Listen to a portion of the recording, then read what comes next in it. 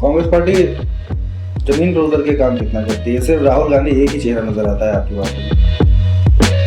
टूट कर इसलिए बने क्योंकि कांग्रेस पार्टी ने टूटने दिया, उनको इतना अधिकार दिया। हालांकि ये बात ऑन कैमरा नहीं बतानी चाहिए, लेकिन आज मैं ये भी बता, नाम नहीं लिया आपने? नहीं, अब तो मैं नाम लेकर के बताऊंगा। एक बात ऐसी है कि इस बात को भी आप सुनेंगे ना तो मतलब मैं वहां से निकलने के बाद मैं सिर्फ रोया नहीं, बाकी मेरा मन बहुत विचलित हुआ कि ये देश का ये हाल है। एक मामले में मैं आईजी साहब से मिलने गया था गोंडा, नवरात्रि का महीना चल रहा था, तो मैं आईजी साहब से जब मिलने गया तो उनका नाम देखा कि अमित कुमार पाठक उनका नाम था आईजी साहब का। पूरी तरीके से बदतमीजी करना शुरू कर दिया, अपने सीट पे लात वात मारना शुरू कर दिया। मुझे लगा कि शायद हो सकता है मेंटली डिस्टर्ब हो। बीजेपी ने बहुत पैसा इस पर खर्चा कर दिया है कि राहुल गांधी की इमेज को खराब कर दिया है। अजय भाई, स्वागत है आपका हमारे चैनल पर। बहुत कम उम्र में आप जिला अध्यक्ष बना दिए गए हैं मेन बॉडी के कांग्रेस में, तो क्या एक्सपीरियंस रहा है आपका राजनीति में अब तक, और माहौल क्या है आज देश का, और कांग्रेस पार्टी विपक्ष के रूप में किस तरह से काम कर रही है? अब देश का माहौल हारून भाई आप इसी तरीके से देख रहे होंगे कि लगातार हमारे नेता राहुल गांधी जी की रैली में नौजवानों का हुजूम निकलता है। भारत जोड़ो यात्रा से ले लीजिए, 4000 किलोमीटर की यात्रा नौजवानों ने चली, और कहीं ना कहीं हमारी पार्टी नहीं, मुझे लगता है कि देश की हर पार्टी ये सोच भी रही है, इस पे कार्य भी कर रही है कि नौजवानों को दायित्व दिया जाए, नौजवानों को मौका दिया जाए। और हमारी कांग्रेस पार्टी में तो ये बहुत ज़्यादा, हम लोगों को छोटी छोटी मीटिंगों में बुलाया जाता है तो ये कहा जाता है कि आप 40 और 50 साल से कम उम्र के लोगों को ज़्यादा दायित्व दीजिए, उनसे ज़्यादा काम दीजिए, ताकि वो जितनी जागरूकता फैलाते हैं उतना हमारे ख्याल से धीरे धीरे। कांग्रेस पार्टी जमीन पर उतर के काम कितना करती है? सिर्फ राहुल गांधी एक ही चेहरा नजर आता है आपकी पार्टी में। नहीं, ऐसा राहुल गांधी जी इतना बड़ा चेहरा है कि उनके आगे सब छुप जाते हैं, लेकिन ऐसा नहीं है कि जमीन पे काम नहीं होता, काम होता है। लेकिन जब राहुल गांधी जी उतरते हैं तो सारा और लोगों का नाम छिप जाता है उनके आगे। बाकी जमीन पे आप बिहार से देख रहे होंगे और उत्तर प्रदेश तक देख रहे होंगे। उत्तर प्रदेश में तो बहुत सालों से कांग्रेस की सरकार नहीं है, 35-36 साल हो गए। तो इससे पहले रही होगी ना, 35-36 साल पहले? 35-36 साल पहले रही होगी। तो अभी क्योंकि मैं जब से बड़ा हो रहा हूँ तब से तो सपा रही है और ये बसपा रही है, और शायद 92 क्षेत्रीय दलों का दबदबा रहा है। लेकिन ये सारे क्षेत्रीय दल कहीं ना कहीं कांग्रेस पार्टी से टूट के बने। हाँ, और टूट कर इसलिए बने क्योंकि कांग्रेस पार्टी ने टूटने दिया, उनको इतना अधिकार दिया। आज का जो दौर चल रहा है, भारतीय जनता पार्टी से निकलने के बाद आदमी सिर्फ ईडी और सीबीआई का सामना करता है, इसलिए किसी की हिम्मत ही नहीं होती कि वो किसी पार्टी को बना ले या पार्टी में किसी भी तरीके से आगे बढ़ पाए। ये तो कांग्रेस ऐसी पार्टी थी कि जिससे निकल करके ममता जी से लेकर के, लालू जी से लेकर के, और इस देश के बड़े बड़े नेता सिर्फ कांग्रेस पार्टी के नाम से निकल करके बने, क्योंकि कांग्रेस ने बनने दिया। भारतीय जनता पार्टी तो बनने ही नहीं देती है। देखो, आज तो कांग्रेस पार्टी, मतलब ऐसा पब्लिक बोलती है, मैं चूंकि खुद एडवोकेट हूँ, लोगों से मिलता हूँ, लोग खुल करके बात नहीं करते हैं कांग्रेस की। नहीं, खुल करके कैसे बात कर लेंगे? अगर कोई ठेले वाला कांग्रेस की बात करता है तो पता लगता है कि उसको पुलिस प्रताड़ित करने लगती है, वहां के छोटे छोटे लोग परेशान करने लगते हैं। तो परिस्थितियां भैया विपरीत हैं। हर आदमी डरता है, वो सोचता है कि हमको कहीं पुलिस ना परेशान करे, हमारे रोजगार से कोई खिलवाड़ ना करे, इस कारण से ऐसा हो रहा है। हाँ, रोजगार की बात आपने, लोगों के मन में बहुत गुबार भरा है। हाँ। लेकिन निकल नहीं पाता है। तो बस जिस दिन ये निकलेगा उस दिन भारतीय जनता पार्टी का विध्वंस हो जाएगा। नहीं तो 2014 के बाद तो पूरी तरह पार्टी आपकी खत्म ही हो गई ना। नहीं, ऐसा कैसे कह सकते हैं? आप वो एक भी चुनाव नहीं जीत रही। नहीं नहीं नहीं, ऐसा नहीं है। 2014 के बाद हमने राजस्थान जीता है, मध्य प्रदेश जीता है, उत्तर प्रदेश की बात अगर आप कर रहे हैं तो मैं आपसे कह तो रहा हूँ कि क्षेत्रीय दलों का दबदबा रहा। कांग्रेस ने की भी कुछ कमियां रही होंगी कि हमारे संगठन धीरे धीरे कमजोर होते गए, और चुनाव कहीं ना कहीं उत्तर प्रदेश का हमेशा सांप्रदायिक होता रहा, हिंदू और मुस्लिम के नाम पे होता रहा। तो इस कारण से हमारी जमीन थोड़ी थोड़ी फिसलती गई। लेकिन आज का जो दौर चल रहा है वो बिल्कुल अलग चल रहा है। हर नौजवान, हर युवा, वो किसी भी जाति का हो, किसी भी धर्म का हो, वो राहुल गांधी जी की तरफ देख रहा है। और मैं डंके की चोट पे कह रहा हूं कि आने वाला समय आप देखते जाइए, सिर्फ नौजवानों का समय और कांग्रेस का समय है। कांग्रेस जिस तरह से काम कर रही है बीजेपी के खिलाफ, या बीजेपी जिस तरह से कांग्रेस के खिलाफ काम कर रही है, बीजेपी ने बहुत पैसा इस पर के खर्चा कर दिया है कि राहुल गांधी की इमेज को ख़राब कर दिया जाए। आम आदमी तक ये मैसेज पूरी तरह पहुंच गया है। मोस्ट ऑफ द पीपल जो लोग हैं वो कहते हैं कि राहुल गांधी जो है वो अनपढ़ आदमी है, पढ़ा लिखा आदमी नहीं है। और जो उनके कार्यकर्ता हैं, जो कांग्रेस के कार्यकर्ता हैं, वो ज़मीन पर काम नहीं करते, वो करते हैं कहाँ पे, सोशल मीडिया पे। नहीं, आप ये बिल्कुल गलत कह रहे हैं। हाँ। या फिर आपकी जानकारी गलत है। हाँ। या आम आदमी तो मोदी जी को अनपढ़ कह रहा है, डिग्री तो वो नहीं दिखा रहे हैं। तो फिर राहुल गांधी जी की अगर आप बात कर रहे हैं और सोशल मीडिया की बात कर रहे हैं, तो कांग्रेस पार्टी हिंदुस्तान के अंदर अगर किसी चीज में कमजोर थी तो वो सोशल मीडिया पे कमजोर थी। अब जब से सुप्रिया सुलेह जी आई हैं, तब से हमारी कांग्रेस पार्टी सोशल मीडिया पे वर्क करना शुरू की है। नहीं तो कांग्रेस का काम ये था कि वो काम करती थी लेकिन लोगों तक अपनी बातों को पहुंचा नहीं पाती थी। हाँ। और भारतीय जनता पार्टी तो झूठ का पुलिंदा, सिर्फ झूठ बोलते हैं। उन मोदी जी के पास कौन सी डिग्री है? राहुल जी ने तो अपनी पूरी एमफिल की डिग्री दिखाई। आप इस तरह बातें करेंगे लेकिन मोदी जी के पास अपनी खुद की डिग्री नहीं है। हाँ। वो अपनी डिग्री दिखा नहीं पा रहे हैं। लगातार वो मीडिया में झूठ बोलते हैं कि मैं इस सन में चाय बेचता था, जिस सन में स्टेशन था ही नहीं, उस सन में तो वो चाय बेचते थे। उससे बड़ा झूठ बोलते हैं कि मगर मच पकड़ करके मैं घर पे ले आया था। उससे बड़ा झूठ बोलते हैं कि मैं भिक्षा मांग के खाया हूं। उससे बड़ा झूठ बोलते हैं कि हमको जो है मतलब जनता के प्यार से वो मुख्यमंत्री। वो तो लगातार झूठ का पुलिंदा है भारतीय जनता पार्टी की सरकार। आप कैसे कह रहे हैं कि वो जमीन तक, जमीनी व्यक्ति, हर इंसान को ये पता है कि कौन सही है कौन गलत है। वोट देना कभी कभी लोगों की मजबूरी हो जाती है। जहां पे सांप्रदायिक माहौल होता है, जहां पे हिंदू मुसलमान का माहौल चल रहा होता है कि यहाँ हिंदू ज्यादा है मुसलमान ज्यादा है, और ये उसका टकराव जब होता है तब भारतीय जनता पार्टी को भले फायदा मिल जाता है। लेकिन जनता जानती है कि कौन पढ़ा लिखा है कौन अनपढ़ है। इनके यहाँ तो अनपढ़ों की फैक्ट्री है मेरे भाई। इस वजह से ये कहना तो बिल्कुल गलत है। हाँ, ये एक इतनी बातों में आपने एक बात जरूर कही कि राहुल गांधी जी की इमेज को खराब करने के लिए बहुत पैसा खर्चा किया गया। लेकिन आज छोटी छोटी चीजों को कभी आप वॉच करिए जो इस देश का युवा वॉच करता है। फेसबुक का पेज है, मोदी जी के पेज पे 50 मिलियन फॉलोअर है, और वो अगर एक वीडियो डालते हैं तो 1 मिलियन लोग भी नहीं देखते। और राहुल गांधी जी के पे 8 या 9 मिलियन फॉलोअर है, लेकिन वो एक वीडियो डालते हैं तो 9 10 मिलियन लोग देखते हैं। आप बताइए कि कौन किसको पसंद कर रहा है? नरेंद्र मोदी जी की मन की बात को सुनना कोई पसंद नहीं करता। ये चौपाल लगा के अपने ही कार्यकर्ताओं को मन की बात सुनवाते हैं। हाँ, ये तो बात सही है, मैंने खुद भी देखा है। ये अपने खुद के चौपाल लगा करके मन की बात, वरना मोदी जी के मन की बात कोई सुनना ही नहीं चाहता मेरे भाई, क्योंकि मन की बात उन्होंने की नहीं, सिर्फ उन्होंने छल की बात की इस देश के अंदर। जैसे ये पार्टी जो है, जो बीजेपी है, जो जिसके अगेंस्ट है आप, ये इसका जो मेन मुद्दा है वो है रिलीजन, धर्म, उसी को बेस बना के लड़ती है। तो कांग्रेस भी का तो कोई मुद्दा होता होगा कि किस टॉपिक पर वो लड़ती है, उसका इस बार क्या है? बहुत टाइम तक शासन किया है।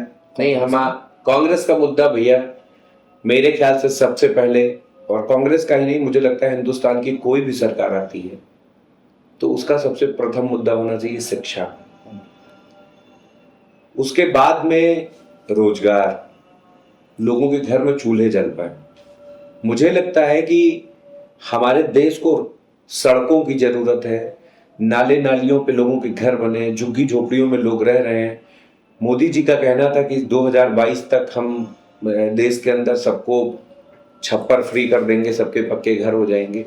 मुझे लगता है इन सब चीजों की जरूरत है, ना कि बातों की। शिक्षा का स्तर 2014 के बाद बहुत ही गिर चुका है, और गिरने का कारण भी यही है क्योंकि इनका शीर्ष नेतृत्व पढ़ा लिखा ही नहीं है। हाँ। जब वो खुद पढ़ा लिखा नहीं है तो हमारे बच्चों को, हम लोगों को पढ़ने की कहां से? शिक्षा का स्तर गिरा है, नौकरियों में खुलेआम खुलेआम घूस चलते हैं, प्राइवेटीकरण हो गया है। आपको मैं बताऊं कि इस तरीके की स्थितियां हो गई हैं कि किसी कंपनी को टेंडर मिलता है, कंपनी नौकरी निकालती है, 11 महीने का बॉन्ड बनता है, एक आदमी से 50,000, 60,000, 70,000 रुपए लेती है, 12,000 रुपए मंथली सैलरी के लिए, 12,000, 13,000 रुपए सैलरी देती है, 50,000 घूस ले लेती है, 11 महीने नौकरी कराती है, 11 महीने बाद लात मार के बाहर निकाल देती है। आप 12 महीने में 1,44,000 रुपए, 12,000 रुपए महीने का हुआ, जिसमें से 50,000 रुपए पहले ले लेते हैं। 94,000 रुपए के लिए बेचारा एक आदमी 12 महीने, 11 महीने नौकरी करता है। आप खुद सोचिए कि ये सब जितनी भी चीजें हो रही हैं, ये सारी चीजें नौजवानों को, अभी मैं थोड़ी देर पहले मैं पीपर चौराहे पे खड़ा था, मैंने देखा एकदम हट्टा कट्टा नौजवान लड़का पागल घूम रहा था, गाली बक रहा था, पागल हो गया था। लोगों के पास है ही नहीं मेरे भाई कुछ, तो वो उनकी परिस्थितियां उनको पागल कर दे रही हैं। जब मेरे पास खाने के लिए नहीं होगा, हमारे पास, हम अगर कहीं ठेला लगाने जाते हैं तो पुलिस वाले परेशान करते हैं, उनको चाहिए 200 रुपए, 300 कोई रुपए। ऐसा आदमी आया आपके पास जो जिसने कहा हो कि नहीं, मेरे पास रोज प्रतिदिन मेरे पास कुछ ना कुछ आते रहते हैं। कोई एक बता दीजिए। नहीं, बहुत सारे लोग, कोई इसका कोई एक नहीं, बहुत सारे, रोज जैसे क्या मतलब, बता रहा हूं कि रोज कोई ना कोई कि जिनको प्रतिदिन मेरे भाई 10, 15, 20 केसेस रोज रहते हैं कि मुझे पुलिस के पास फोन करना पड़ता है कि ऐसे मत परेशान करिए। ये स्थितियां हैं, और यही की बात नहीं है, ये पूरे प्रदेश का हाल यही है। ये स्थिति है कि पुलिस वालों के अंदर जातिवाद कूट कूट के भरा पड़ा हुआ है। हाँ, ये तो सही है। ये है, अगर ठाकुर साहब आए, पंडित जी आए, यादव जी आए, मौर्य जी आए, तो अपने क्षेत्र में अपने ही आदमी का वो देखते हैं, बाकी लोगों को परेशान करते हैं। ये स्थितियां, परिस्थितियां हैं। छोटी छोटी बात मैं बता रहा हूं मेरे भाई, देसी मुर्गी लोग अपने घर में पालते हैं ना, उस मुर्गी को पालने के लिए पुलिस ने पैसा ले लिया, अच्छा, 10,000 रुपए, कि ये मुर्गी का लाइसेंस नहीं है पालने का। अरे ऐसे बहुत सारे केस हैं मेरे भाई। इस तरीके से जनता परेशान है कि लोग ऐसे परेशान होते होते जब बहुत परेशान हो जाते हैं तो आदमी पागल हो जाता है, रोड पे आ जाता है। और बेरोजगारी का लेवल बहुत डाउन है। पहले एक समय हुआ करता था कि घर के अंदर 10, 20, 50,000 रुपए लोगों के रखे रहते थे। आज की डेट में 10, 20, 50 रुपए लोगों घर पे नहीं रखे रहते हैं। अगर चोर चोरी करने पहुंच जाए तो उसको बेड और कपड़ों के अलावा, अलमारी के अलावा कुछ मिलेगा नहीं। ये स्थितियां हैं, और स्थितियों के साथ में आप देख रहे होंगे छोटे छोटे 2-2 लाख, 3-3 लाख रुपए का लोन लेकर के नौजवान, और वो एनपीए हो गया, उनको परेशान किया जाता है। होम लोन में लोगों के घर पुलिस पहुंच जाती है। अरे मतलब ऐसी बहुत समस्याएं हैं भैया देश के अंदर, जिसको आप अगर देखने निकलेंगे तो आप पागल हो जाएंगे। मैं पागल हो जाता हूं कभी कभी कि ये हिंदुस्तान की स्थिति ये है।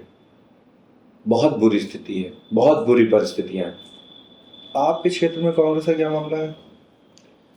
भैया मुझे जिले का मुखिया बनाया गया है। मेरा क्षेत्र तो पूरा जिला है। हाँ, पूरे जिले को होता है। और मैं पूरे जिले की स्थिति में ये बता रहा हूँ, आपके चैनल पे कह के जा रहा हूँ, वक्त आएगा उस समय आप इस वीडियो को और पॉपअप करिएगा। जितनी सीटें हमें गठबंधन में मिलेंगी उतनी सीटें जीत के दूंगा, ये गारंटी के साथ मैं कह रहा हूँ।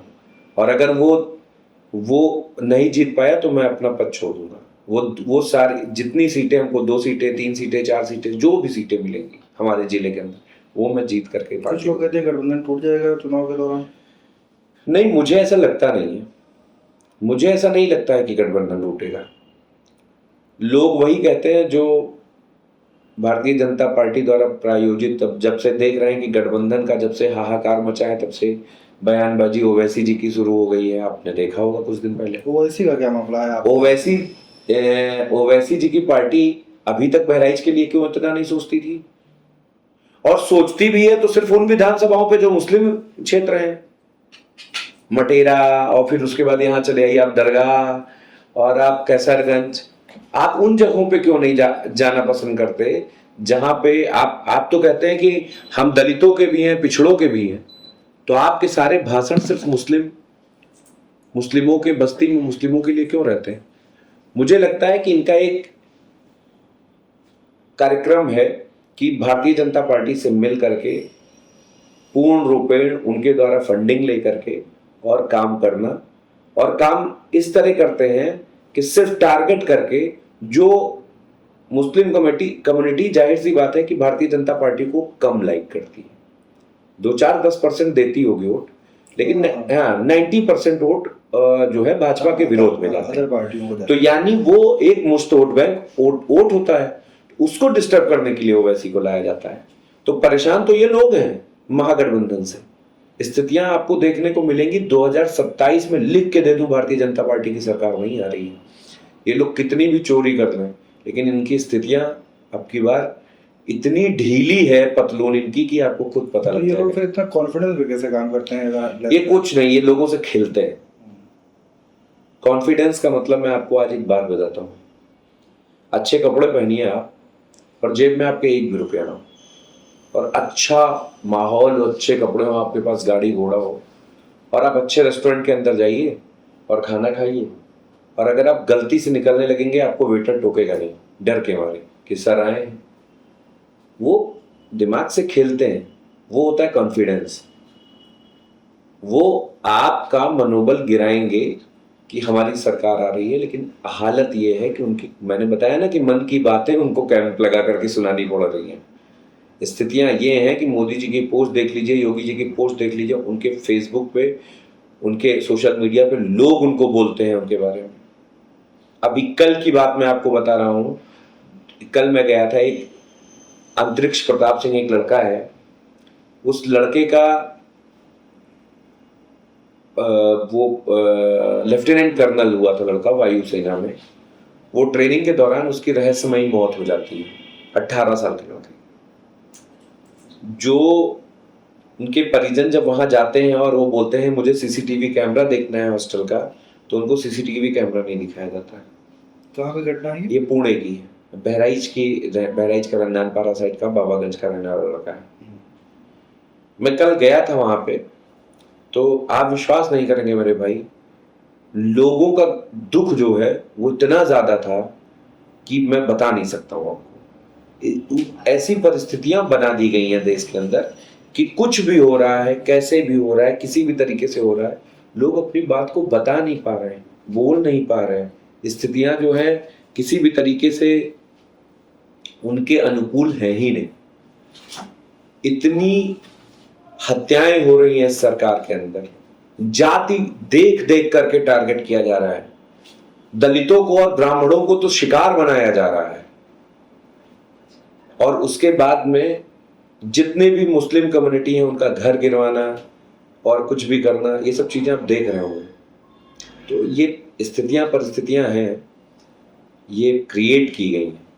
आपने कहा कि दलितों और ब्राह्मणों को टारगेट किया जा रहा है, ज्यादातर, मतलब टारगेट बहुत लोगों को किया जा रहा है, इस देश की हर जनता को टारगेट किया जा रहा है। ज्यादातर लोग तो ये लगता है कि ब्राह्मणों की सरकार है, ठाकुर पंडित अपर कास्ट। नहीं नहीं नहीं नहीं, मुझे तो लगता है कि ये अब हाँ आ जाते हैं इस पे भी।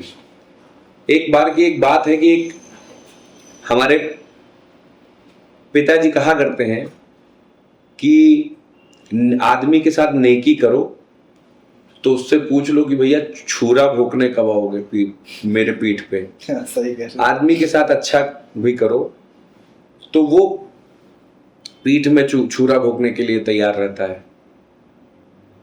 आपने सुना होगा, हाँ। नेकी करो दरिया में डाल, हम अवधि कहावत अपने हैं। तो स्थितियां ये है कि भारतीय जनता पार्टी को ब्राह्मणों और क्षत्रियों और अपर कास्ट और जितने भी जनरल कैटेगरीज के लोग हैं उनका समर्थन मिला, हाँ। और बहुत जोर शोर से मिला। यह सत्य बात है। लेकिन वही मैंने कहा ना, नेकी करो दरिया में डाल। चाकू लेकर के पीछे भारतीय जनता पार्टी किसके पीछे पड़ी है? उनके पीछे भी पड़ी हुई है। ऐसा नहीं है कि ये सिर्फ दलितों का जो है, अपना उत्तर प्रदेश जो है वो दलित अपराध में सबसे ज्यादा है, टॉप पर। दलित अपराध, ब्राह्मण अपराध, किस अपराध में वो नहीं ज्यादा है आप बताइए? तो मायावती ने क्यों कहा कि सब बढ़िया चल रहा है, भाजपा अच्छा? मायावती जी का तो सिस्टम है। मायावती जी ने हजारों करोड़ रुपए बटोर रखे हैं, किसी कैंडिडेट से 2 करोड़, किसी कैंडिडेट से 3 करोड़, 5 करोड़। ये उनका काम था, पैसा लेकर के टिकट देती थी।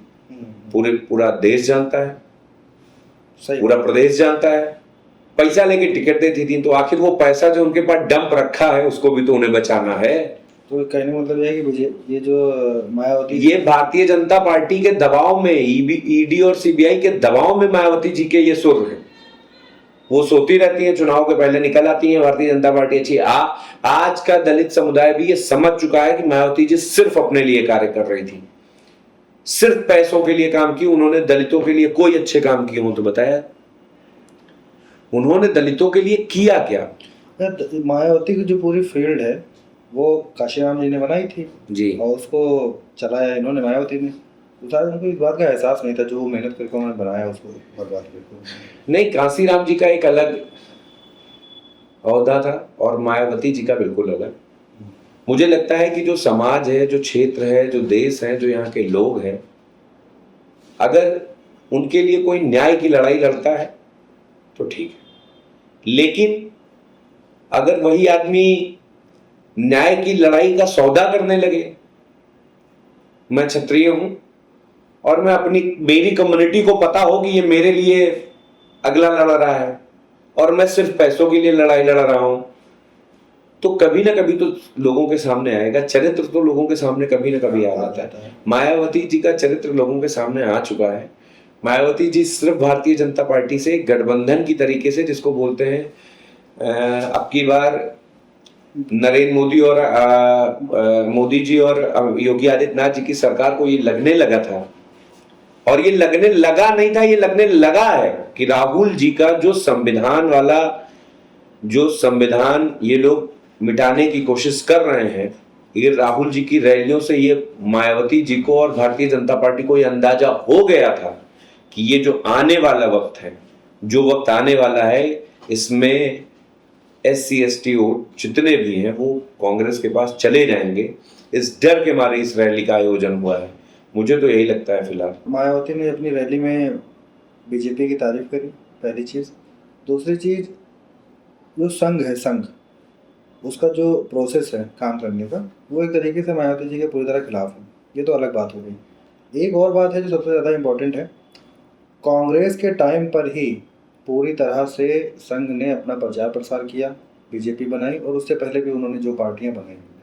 तो कांग्रेस को कभी इस बात का एहसास था कि एक दिन बीजेपी संघ बीजेपी नहीं, ये ठीक है। चलिए देखिए, मैं अब थोड़ा सा पार्टी से हट के बात करूंगा कि मौका सबको मिलना चाहिए। भारतीय जनता पार्टी को भी मिला। आप इस विषय पे आए कि भ्रष्टाचार देश के अंदर बहुत था, ठीक। आप इस पार्टी पे आए कि इस देश के अंदर नौजवान बहुत प्रताड़ित था। आप इस विषय पे आए कि इस देश के अंदर भुखमरी बहुत ज्यादा है। आप इस विषय पे आए कि इस देश के अंदर शिक्षा का स्तर बहुत डाउन है। आप इस विषय पे आए कि इस देश के अंदर कहीं ना कहीं अपराध बहुत ज्यादा हो रहे हैं। इन्हीं सब विषयों पे तो भारतीय जनता पार्टी आई, मेन विषय यही है। लेकिन आज के दौर में भारतीय जनता पार्टी के पास अपने किए हुए काम कुछ नहीं। जब उससे पूछो कि भैया बेरोजगारी नेहरू जी के टाइम पे, अपना कुछ नहीं है। आज के मैं कह रहा हूं, बहुत खराब सरकार थी पिछली सरकार, बहुत खराब थी। अरे आपने सही किया होता, कम से कम इतना तो किया ही होता कि अगर वो 45 साल 50 साल उसने भारत की जनता के दिलों में राज किया है, तो आप 20 साल तो चला ले जाते। तो 15 साल तो नहीं बार नहीं भैया, 15 साल कैसे चले हैं ये आप भी जानते हैं। हम तो वो नीतीश कुमार जी वहां से वहां भागे, वो भी 15 पूरा नहीं होगा। आप ये लिख के ले लीजिए कि इनका ये कार्यकाल 15 वर्ष पूरा नहीं होगा भारतीय जनता पार्टी का। अभी जैसे ही बिहार में सरकार बदलती है और नीतीश कुमार जैसे सीढ़ी से गिरते हैं, वैसे ही वो तुरंत ही, वो तो पलटू राम चाचा है, वो तुरंत पलटेंगे, तो इधर से उधर तुरंत जाएंगे, तो फिर इंडिया में आ जाएंगे। क्या बुराई है? स्वागत है। हमें तो भारतीय जनता पार्टी की सरकार को गिराना है। अभी हमारा तो मूल टारगेट यही है। जब तक देखिए सरकारी मशीनरियों का इस्तेमाल भारतीय जनता पार्टी पूरी तरीके से, अगर पुराने ही नेता वापस से कांग्रेस में आ जाएंगे, जैसे अभी मान लीजिए, नहीं पुराना एक नेता, लीडरशिप नहीं। कोई भी गठबंधन अगर चल रहा है तो कौन पुराना नेता, जरा आप बताइए। नहीं, अभी बिहार में तेजस्वी यादव जी हैं, यहाँ अखिलेश यादव जी हैं, आप और जगह चले जाइए, दिल्ली में केजरीवाल जी हैं, महागठबंधन की अगर आप बात करते हैं तो आप जहां भी जाएंगे वहां देखेंगे कि हर जगह पे युवा चेहरा है। नहीं, मेरा कहने का मतलब ये नहीं था। मेरा कहना ये है कि जो आज बीजेपी के साथ काम कर रहे हैं, उनसे गठबंधन करके या खुद बीजेपी में रहे हैं, देखिए भैया, ये समय की मांग, मैंने अभी बोला ना कि हर चीज का एक दौर होता है। तो अगर मान लीजिए मैं अभी अभी हूँ, मान लीजिए मैं शासन में हूँ, ठीक है, नेक्स्ट टाइम मैं पार्टी बदल लेता हूँ या नहीं, ये सब देखिए, ये तो आम ये कहावत है भैया बहुत पुरानी कि राजनीति में ना कोई स्थायी दोस्त होता है ना दुश्मन। हाँ, लेकिन आम जनता की बात करिए। कोई बात नहीं, आम जनता, आज की डेट में आम जनता का भला हम तभी कर सकते हैं जब हम सत्ता पे आसीन हो। हाँ, वो बात ठीक है। तो हमें सत्ता पे आसीन होने के लिए अगर हमारे पास नीतीश कुमार जी आएंगे तो हम लोग उनको जो है, चंद्रबाबू नायडू जी आएंगे तो उनका स्वागत करेंगे। हाँ, चंद्रबाबू नायडू, क्योंकि हम लोग इसलिए स्वागत करेंगे क्योंकि हमको जरूरत है सरकार बनाने की। हमें अभी जरूरत है कि जिस तरीके से मशीनरियों का इस्तेमाल कर रहे हैं भारतीय जनता पार्टी, जिस तरह ईडी, सीबीआई, कल मैं इत्तेफाक से मैंने सर्च करना शुरू किया। भारतीय जनता पार्टी के जो नेता थे, जब मैं कभी फेसबुक पे या कभी सामने बैठा रहूं तो मैं बोलूं कि देश के ऊपर बहुत कर्जा हो गया है, तो वो तुरंत बोलते थे, अरे यार कांग्रेस ज्यादा ले ली थी, कर्जा इसलिए हो गया। लेकिन क्योंकि वो उम्र में मुझसे बड़े हैं या चीजें हैं तो उनसे मैं बहस नहीं कर सकता। कहीं ना कहीं हमारे कहीं दूर से कहीं ना कहीं परिवार के ही हैं, पूरा बहराइच हमारा परिवार है। तो वो जब ऐसी बातें बोलते हैं तो मुझे शर्म आती है कि उनको ज्ञान ही नहीं। ये भारत 55-54 हजार करोड़ रुपए का कर्ज इस भारतवर्ष पे था और इधर 10 सालों में वो 2.5 लाख करोड़ के आसपास पहुंच चुका है। और लोग जो है 2 लाख हजार करोड़ रुपया कर्जा बढ़ गया है भारत देश के ऊपर। और ये लोग जो है फिर वही सारी बातें करते हैं कि उनके समय पे हुआ था।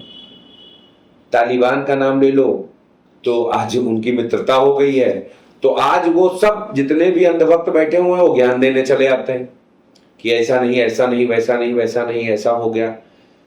अरे बात यह है कि इन लोगों को भारतीय जनता पार्टी एक चीज में माहिर है और उसने ये काम किया, लोगों के मन के अंदर उसने इतना गोबर भर दिया, दिमागी रूप से इतना आदमी उसी में उलझा हुआ है कि वो उसके बाहर निकल ही नहीं पा रहा है।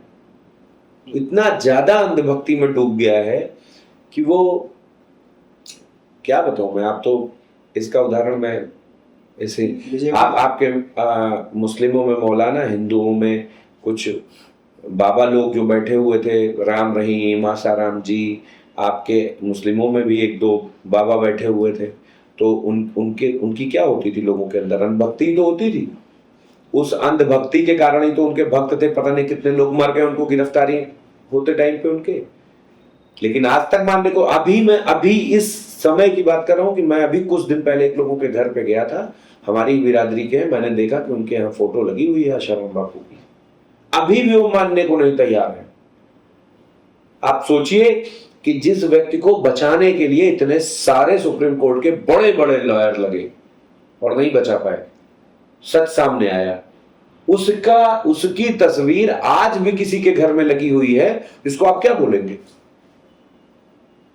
इसको अंधभक्ति तो बोलेंगे ना। तो भारतीय जनता पार्टी के अंदर ऐसा फीडिंग लोगों को दिया जाता है कि वो अंधभक्त हो जाते हैं कि मुसलमानों का राज होगा, ये सब मुगलिया सल्तनत हो जाएगी, हम लोगों को ज्यादा बच्चे पैदा करने चाहिए। ये सब ये सोच डेवलप कहां से हुई आपके समझ नहीं। ये देखिए, एक बात बताऊं, मेरे पिताजी खुद 6-7 भाई बहन थे। पुराना जो समय था, उस समय कोई ऐसी चीजें नहीं बनी थी कि हम लोग जनसंख्या नियंत्रण को रोक सके। और बच्चे लोगों के, चाहे हिंदू हो, चाहे मुस्लिम हो, चाहे सिख हो, चाहे ईसाई हो, बच्चे नॉर्मली 4-5-6 हो ही जाते थे मेरे भाई। हाँ, पहले भी। लेकिन मुस्लिमों को टारगेट किया गया और टारगेट करके बोला गया कि इनकी आबादी बढ़। अरे यार, मेरा बस इतना कहना है, अपने सभी जितने भी आपका ये चैनल देखेंगे लोग, मैं बहुत कुछ नहीं कहूंगा। मैं चाहे वो ब्राह्मण हो, ठाकुर हो, बनिया हो, लाला हो, किसी भी समुदाय का व्यक्ति हो, मैं बस इतना ही कहूंगा कि आखिर हिंदुओं को भी इसी जगह रहना है, मुस्लिमों को भी इसी जगह रहना है।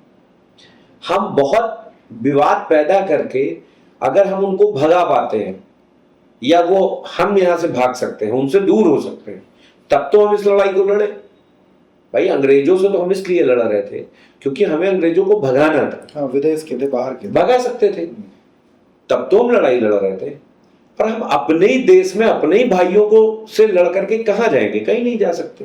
रहना यहीं पे है, खाना यहीं पे है, व्यापार उनसे ही होना है। मैं तो ऐसे ऐसे आरएसएस के लोगों को जानता हूं जिनकी दुकानें खुली हुई हैं और वो पूरी दुकान 100 की 100% मुसलमानों के बल पे चलती है, और उसके बाद वो मुसलमानों की बुराई भी करते हैं।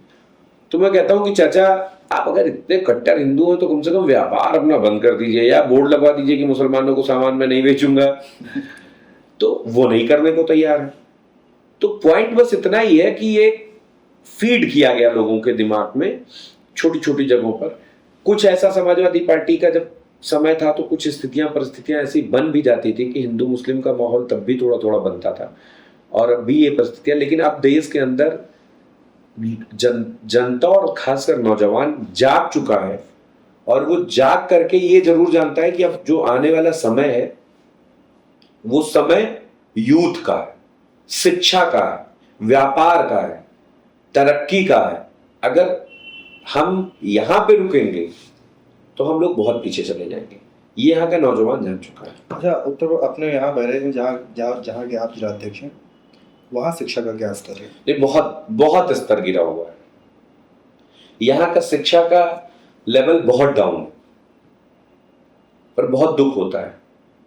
और मैं आपको बताऊं कि मेरे घर में, मेरे पास तो इतना टाइम नहीं रहता कि हम उतना, हो सकता है ज्ञान भी मेरे पास ना हो कि हम छोटे बच्चों को बुला करके पढ़ा पाए। लेकिन मेरा भाई जब आता है, मेरी वाइफ जो है, वो गांव के छोटे छोटे बच्चों को बटोर करके कुछ ना कुछ पढ़ाती रहती है, पढ़ाता रहता है।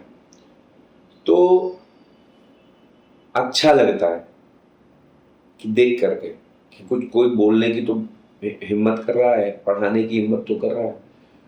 वरना शिक्षा भैया, शिक्षा का स्तर बहुत गिरा हुआ है। और अपने मंडल में तो खासकर पिछले 20 सालों में कुछ विद्यालय नकल का खुला खेल चलाते थे। इन सब से हमारे युवाओं को बहुत नुकसान हुआ है। हमारी प्रतिभा छुप गई है, खराब हो गई है। वो कहीं ना कहीं शिक्षा का लेवल बहुत बहुत बहुत ही नीचे है। तो सुधार कैसे किया जाए? आगे बढ़े आप अगर नहीं, बिल्कुल काम करेंगे। और मेरा भी अपना टारगेट है कि हम जिलाध्यक्ष बनाए गए, अगर मौका मिला, हमारी सरकार आई, तो हम शिक्षा के लिए कुछ जरूर करेंगे। क्या करेंगे? शिक्षा के लिए मेरी माता जी गांव के प्रधान भी हैं। किस गांव? सरवा। हमने ही चुनाव माता जी को कह के लड़वाया कि लड़िए, और बहुत टाइम से माता जी हमारी प्रधान रही। अब की बार फिर से पुनः जीती। मैं वोट मांगने जाता था तो लोग हमें बहुत आशा की निगाहों से देखते थे। तो मैंने अपने यहाँ विद्यालयों में छोटी छोटी लाइब्रेरियां लगवाई थी, और आप यकीन मानिए कि बच्चे पढ़ते थे। तो मुझे लगता है कि हमारे गांव के बच्चों का सिलेक्शन नवोदय विद्यालय तक भी हुआ है। कितने बच्चों का हुआ? एक बच्चे का पूरे गांव में? मेरे घर में 2 बच्चों का एडमिशन नवोदय हुआ। हाँ, नहीं मतलब मैं गांव की बात कर रहा हूँ, जिनके पास कुछ नहीं है, पढ़ने की सुविधाएं भी नहीं है, वहां से एक बच्चे का नवोदय में सिलेक्शन होना एक मायने रखता है। तो बहुत सारी चीजें हैं, लेकिन आजकल जो बेरोजगारी का लेवल इतना बढ़ चुका है कि लोग अपने बच्चों को पढ़ा नहीं पा रहे हैं। आज के डेट में मोदी सरकार और योगी सरकार कहती है हिंदुओं को 4 बच्चे पैदा करो। 4 बच्चे पैदा कर लेंगे मेरे भाई, तो मैं वादे के साथ कह सकता हूं कि 4 लाख रुपए मंथली कमाई होगी तो भी अपने बच्चे को नहीं पढ़ा पाएंगे। ये स्थिति है। हाँ, तकरीबन बच्चा पैदा आदमी इसीलिए नहीं करना चाहता ज्यादा कि वो अपने बच्चे को अच्छी शिक्षा दे सके, वो बच्चे को एक अच्छा स्टैंडर्ड दे सके। इसलिए वो आदमी इतना 4-5 बच्चे, मुझे नहीं लगता है कि पैदा करके आदमी कोई बहुत 1-2 बच्चे होने चाहिए। 2 बच्चे तक 3 भी चल। अभी आजकल तो माहौल है, मतलब कुछ टाइम से जो एजुकेटेड लोग हैं, हाँ, वो कोशिश करते वो मैंने देखा, हिंदू हो या मुस्लिम हो, हाँ, किसी भी कम्युनिटी के लोग 1-2 बच्चों से ज्यादा नहीं पैदा, नहीं करना। अच्छे लोग नहीं पैदा। गांव में ये होता है कि ज्यादा बच्चे हो, नहीं, गांव में भी अब नहीं है, कंट्रोल है काफी। कंट्रोल। कहीं हो गए 3-4 बच्चे अलग मैटर, लेकिन ज़्यादातर नए लड़कों में कंट्रोल है। तो आप क्या कर रहे हैं इसमें एजुकेशन को लेकर के? अब एजुकेशन को लेकर के अभी हम लोग कुछ भी नहीं कर पा रहे हैं। क्यों? कुछ करने की स्थिति में भी नहीं है, क्योंकि हम लोग विपक्ष में हैं। कुछ करने जाते हैं तो हम लोगों को जाहिर सी बात है परेशान और रोका जाता है। अभी कुछ दिन पहले हरिओम वाल्मीकि नाम के रायबरेली में एक व्यक्ति को भारतीय जनता पार्टी के कुछ लोगों ने पीट पीट के मार डाला। उसके दूसरे दिन तो मायावती ने कहा कि सब बढ़िया चल रहा है। वो दलित था। हाँ। और दलित समुदाय के एक व्यक्ति को पीट पीट के मार डालना मेरे ख्याल से देश का दुर्भाग्य है। उत्तर प्रदेश में सबसे ज्यादा दलित उत्पीड़न हो रहा है इस टाइम। उसके बाद में माननीय राहुल जी के निर्देशन पे उस परिवार, पीड़ित परिवार को हम लोग कुछ सहायता राशि 2, 4, 5, 10 लाख रुपए, जो भी राहुल जी का निर्देश रहा होगा, वो हम लोग देने के लिए जा रहे थे। पुलिस ने हमारे कार्यकर्ताओं को जगह जगह रोक करके गिरफ्तार कर लिया, राशि पहुंचाने तक नहीं दी। आखिर भारतीय जनता पार्टी का इसमें क्या नुकसान होता अगर उस घर का भला हो जाता तो? उसके बच्चे, उसके परिवार, उसकी बीवी, उसका घर, कुछ 2, 4, 10 लाख रुपए से कुछ तो चलता। आप कुछ दे नहीं रहे हो, हमको भी रोक रहे हो। तो शिक्षा का स्तर हम लोग सरकार में ना रहते हुए तो नहीं सुधार पाएंगे, क्योंकि कुछ करने की कोशिश करेंगे तो पता लगा है घर पे जेसीबी खड़ी है, जहां हमारा व्यापार है वहां जेसीबी खड़ी है, तो आदमी डरता है। मैं कोशिश कर रहा हूं, मेरे पास कुछ ऐसा है नहीं कि हम हमारे घर पे वो जेसीबी लाके खड़ा कर दें, और जेसीबी लाके खड़ा भी कर देंगे तो भी हमें कोई दिक्कत नहीं, मैं खुशी खुशी उस चीज को एंजॉय करने के लिए तैयार हूं। मैं अपने लेवल से जो कर पाता हूं वो करता हूं, और अगर भविष्य में मौका मिला, सरकार बनी, हमारी गठबंधन की बनी, कांग्रेस की सरकार बनी, तो हम जरूर शिक्षा के क्षेत्र में काम करेंगे।